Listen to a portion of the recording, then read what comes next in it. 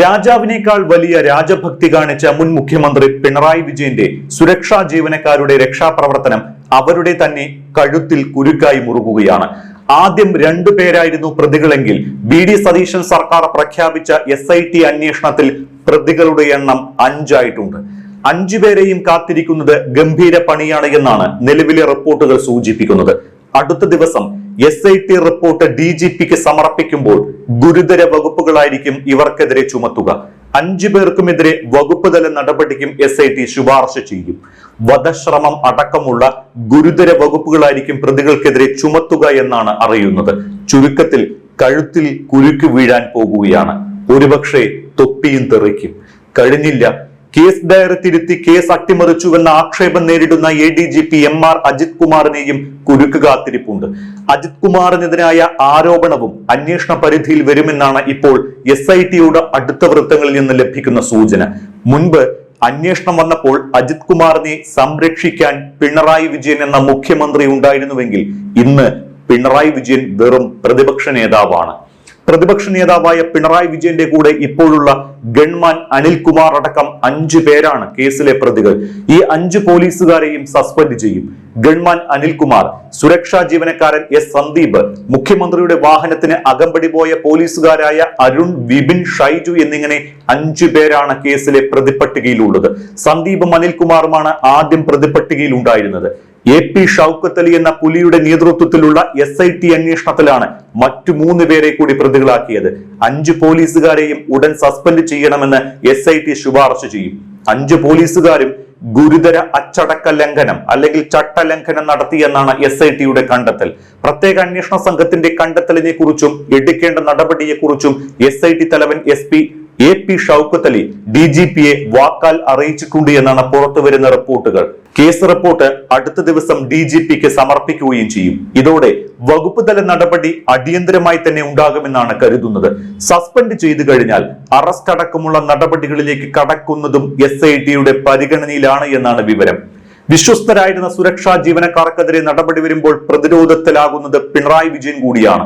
സംരക്ഷിക്കാൻ അത്രയേറെ പരിശ്രമിച്ചിട്ടും case file വരെ തിരുത്തിയിട്ടും പ്രതികളെ രക്ഷിച്ചെടുക്കാൻ പിണറായി വിജയന് സാധിച്ചില്ല. മുഖ്യമന്ത്രി സതീശനാകട്ടെ തന്റെ വാക്ക് പാലിക്കുകയും ചെയ്തു. പിണറായി വിജയന് വേണ്ടിയാണ് ഗൺമാനും സുരക്ഷാ ജീവനക്കാരനും ചേർന്ന് യൂത്ത് കോൺഗ്രസ് നേതാക്കളെ മർദ്ദിച്ചത്.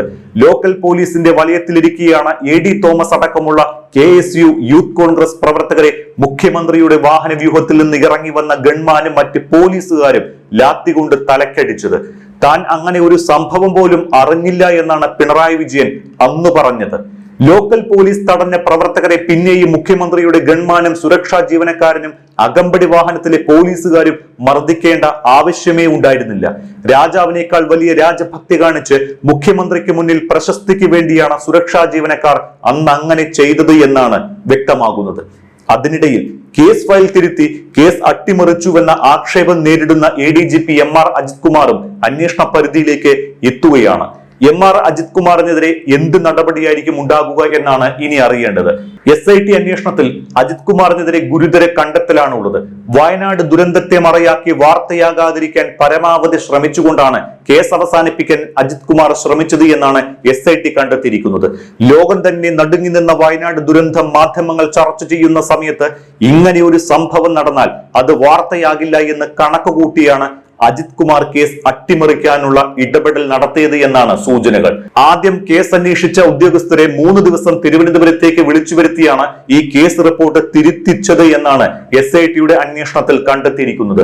മനസാക്ഷി മരവിക്കുന്ന ദുരന്തം പോലും മറയാക്കി ഒരു കേസ് അട്ടിമറിക്കാൻ അജിത് കുമാർ ശ്രമിച്ചത് പിണറായി വിജയൻ അറിയാതെ ആയിരിക്കുമെന്ന് അരിയാഹാരം കഴിക്കുന്നവർ ആരും കരുതില്ല. ദുരന്തത്തിൽ കേരളം നടുങ്ങി നിൽക്കുന്ന 17ാം ദിവസമാണ് ആരും അറിയാതെ ഈ ഒരു മർദ്ദന കേസ് അട്ടിമറിച്ചത്. പ്രതികളായ ഗൺമാൻ അനിൽകുമാർ, പോലീസുകാരൻ സന്ദീപ് എന്നിവർ മുൻകൂർ ജാമ്യാപേക്ഷയുമായി ആലപ്പുഴയിലെ കോടതിയെ സമീപിച്ചിരിക്കുകയാണ്. മറ്റ് 3 പ്രതികൾ കൂടി മുൻകൂർ ജാമ്യാപേക്ഷ സമർപ്പിച്ചേക്കുമെന്നും അറിയുന്നു. കേസിലെ 5 പ്രതികൾക്കെതിരെയും SIT കോടതിയിൽ റിപ്പോർട്ടും സമർപ്പിച്ചിട്ടുണ്ട്. ഇതോടെയാണ് പ്രതികൾ മുൻകൂർ ജാമ്യം തേടി ആലപ്പുഴ സെഷൻസ് കോടതിയെ സമീപിച്ചത്. ജാമ്യാപേക്ഷ ഈ മാസം 26-ന് പരിഗണിച്ചേക്കുമെന്നാണ് സൂചനകൾ. മുഖ്യമന്ത്രിക്ക് സുരക്ഷയൊരുക്കുക എന്ന ജോലിയാണ് ചെയ്തത് എന്നും അറസ്റ്റിലായി 48 മണിക്കൂർ റിമാൻഡിലായാൽ ജോലി നഷ്ടപ്പെടുമെന്നും ഹർജിയിലുണ്ട്. എന്നാൽ മുഖ്യമന്ത്രിയുടെ വാഹനം കടന്നുപോയ ശേഷം പിന്നാലെ വന്ന വാഹനത്തിൽ നിന്നിറങ്ങി യൂത്ത് കോൺഗ്രസ് പ്രവർത്തകരെ മർദ്ദിച്ചത് എങ്ങനെയാണ് ഔദ്യോഗിക കൃത്യനിർവഹണത്തിന് ഭാഗമാകുക എന്നായിരിക്കും പ്രധാനമായും ഇവരോട് കോടതി പോലും ചോദിക്കാൻ പോകുന്നത്. സുരക്ഷാ ജീവനക്കാരുടെ നടപടിയെ മുഖ്യമന്ത്രിയായിരുന്ന പിണറായി വിജയനും രക്ഷാപ്രവർത്തനം എന്നാണ് അന്ന് വിശേഷിപ്പിച്ചത്. അങ്ങനെ ഒരു ദൃശ്യം താൻ കണ്ടിട്ടില്ല എന്നും സുരക്ഷാ ജീവനക്കാർ ചെയ്തുവെങ്കിൽ അത് രക്ഷാപ്രവർത്തനമായിരിക്കാം എന്നുകൂടി പിണറായി വിജയൻ അന്ന് പറഞ്ഞത് വലിയ വിവാദത്തിനാണ് ഇടവെച്ചത്. അത് എല്ലാവർക്കും ഓർമ്മയും കാണും. കൊടും ക്രൂരകൃത്യത്തെ രക്ഷാപ്രവർത്തനം എന്ന് വിളിച്ച് നിസ്സാരവൽക്കരിച്ച പിണറായി വിജയന് ലഭിക്കുന്ന തിരിച്ചടി കൂടിയാണ് ഈ കേസിൽ ഇപ്പോഴുണ്ടായിട്ടുള്ളത്. 2 പേർക്ക് പുറമെ 3 അകമ്പടി ജീവനക്കാരും പ്രതികളാകുന്നു. അതോടൊപ്പം സുരക്ഷാ സംഘത്തിലുണ്ടായിരുന്ന കൂടുതൽ ഉദ്യോഗസ്ഥരെ പ്രതികളാക്കാൻ അനുമതിയും തേടുന്നു. നിലവിലെ 5 പേർക്ക് പുറമെ 3 പേരെ കൂടി പ്രതി ചേർക്കാനാണ് കോടതിയുടെ അനുമതി തേടിയത്. ഇതിനും അനുമതി ലഭിച്ചാൽ അത് പിണറായി വിജയനെ കൂടുതൽ പ്രതിരോധത്തിലാക്കും. കേസ് അട്ടിമറിക്കുന്നതിൽ ADGP ഉൾപ്പെടെയുള്ള ഉന്നത പോലീസ് ഉദ്യോഗസ്ഥരുടെ പങ്ക് വെളിച്ചത്ത് വന്നാൽ അതും പിണറായി വിജയന് തലവേദനയാണ്. ADGP MR അജിത് കുമാർ പിണറായി വിജയന്റെ വിശ്വസ്തനാണ്. അജിത് കുമാറിന് മുഖ്യമന്ത്രിയായിരിക്കെ പിണറായി വിജയൻ വഴിവിട്ട് പിന്തുണ നൽകിയത് വലിയ വിവാദങ്ങൾ സൃഷ്ടിച്ചതുമാണ്. ഈ ഘട്ടത്തിൽ തന്റെ ഏറ്റവും അടുത്ത വിശ്വസ്തനായ അജിത് കുമാറിനെതിരെ എന്ത് നടപടിയാണ് ഉണ്ടാകുക എന്നറിയാൻ പിണറായി വിജയനും ഉറ്റുനോക്കുകയാണ്. ഈ വിവാദം കത്തി നിൽക്കുന്നതിനിടയിൽ തന്നെയാണ് മുഖ്യമന്ത്രിയുടെ സെക്രട്ടറിയായി ഡോക്ടർ രത്തൻ ഖേൽക്കർ ചുമതലയേറ്റത്. ഇത് ചൂണ്ടിക്കാട്ടി സർക്കാരിനെതിരെ ആഞ്ഞടിക്കുകയാണ് ഇടതുപക്ഷം. രത്തൻ ഖേൽക്കറെ നിയമിച്ചതിൽ ദേശീയതലത്തിൽ BJPയും ചർച്ചയാക്കിയിട്ടുണ്ട്. രാഹുൽ ഗാന്ധിക്കെതിരെ രൂക്ഷ വിമർശനവുമായി BJP നേതാവ് അമിത് മാളവ്യ രംഗത്തെത്തി. രാഹുൽ ഗാന്ധിയുടെ കാപട്യം തുറന്നു കാട്ടപ്പെട്ടിരിക്കുന്നുവെന്നും ബംഗാളിലെ നിയമനത്തെ വിമർശിച്ച രാഹുൽ ഗാന്ധിക്ക് കേരളത്തിലെ നിയമനത്തിൽ മിണ്ടാട്ടമില്ല എന്നും BJP ആരോപിക്കുന്നു. രത്തൻ ഖേൽക്കറുടേത് സീനിയോറിറ്റി മാനദണ്ഡങ്ങൾ മറികടന്നുള്ള നിയമനമെന്നാണ് BJPയുടെ വാദം.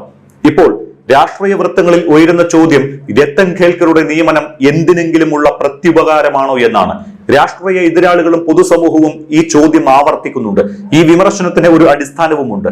കോൺഗ്രസിന്റെ തന്നെ ദേശീയ നേതാവ് രാഹുൽ ഗാന്ധിയുടെ ലോജിക്ക് അനുസരിച്ചാണ് എങ്കിൽ പ്രതിപക്ഷം ആരോപിക്കുന്നത് പോലെ തെരഞ്ഞെടുപ്പ് അട്ടിമറിച്ചതിനുള്ള പ്രത്യുപകാരമാണ് ഈ സ്ഥാനലബ്ധി എന്ന് ആരെങ്കിലും സംശയിച്ചാൽ എങ്ങനെ കുറ്റം പറയാനാകും?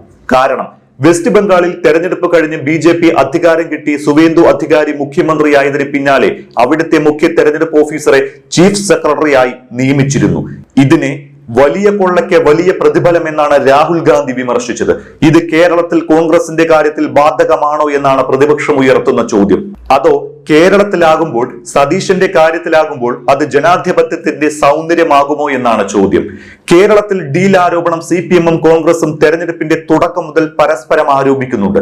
എതിർപക്ഷത്ത് BJP ആയിരുന്നു എന്ന സാമ്യതയുമുണ്ട്. കോൺഗ്രസ് ആണ് CPM BJP ഡീൽ ആരോപണം തുടക്കത്തിൽ തന്നെ ഉന്നയിച്ചത്.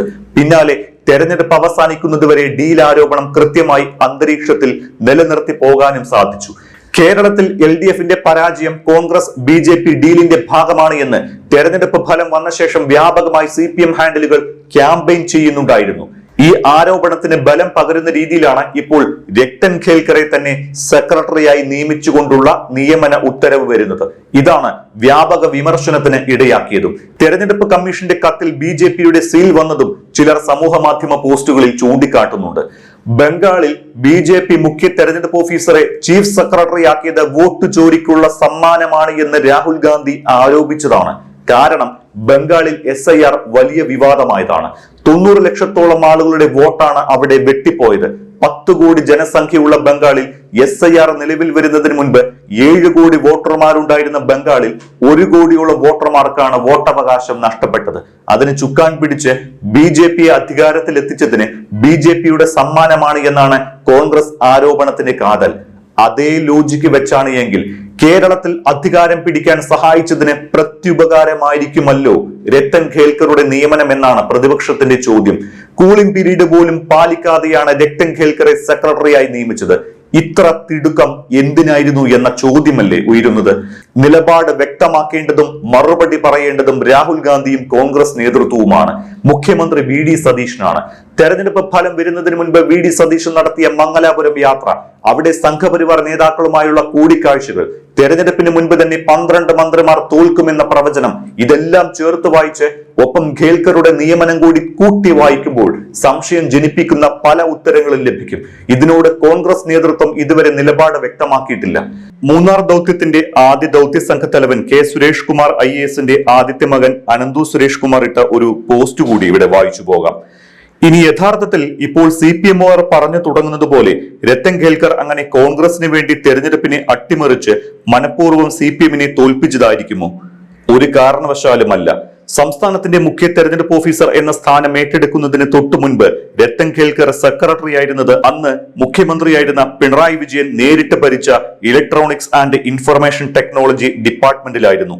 അങ്ങനെ നിങ്ങളുടെ ഇടത് സർക്കാരും നിങ്ങളുടെ പ്രിയപ്പെട്ട മുഖ്യമന്ത്രി പിണറായി വിജയനും ചേർന്ന് കുറച്ചു നാളുകൾക്ക് മുൻപ് കൂടി ഇൻഫോ പാർക്ക് ചെയർമാൻ സ്ഥാനത്ത് പോലും പ്രതിഷ്ഠിച്ച് ഇരുത്തിയ രത്തൻ ഖേൽക്കർ നിങ്ങളുടെ തന്നെ പിണറായി രാജാവിനെ താഴെ ഇറക്കാൻ കൃത്രിമം കാട്ടിക്കാണുമോ എന്നാണ് അനന്തു സുരേഷ് കുമാറിന്റെ ചോദ്യം.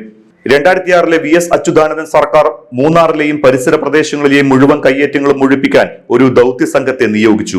മൂന്നാറിലെ അതിശക്തരായ കയ്യേറ്റക്കാർക്ക് അവിടെയുള്ള മുഴുവൻ റവന്യൂ ഉദ്യോഗസ്ഥരുമായും വളരെ നല്ല ബന്ധമുണ്ട് എന്ന് മനസ്സിലാക്കിയ VS ദൗത്യം തുടങ്ങുന്നതിന് മുൻപ് മൂന്നാറിലെ മുഴുവൻ റവന്യൂ ഉദ്യോഗസ്ഥരെയും സ്ഥലം മാറ്റാൻ ഉത്തരവിട്ടു.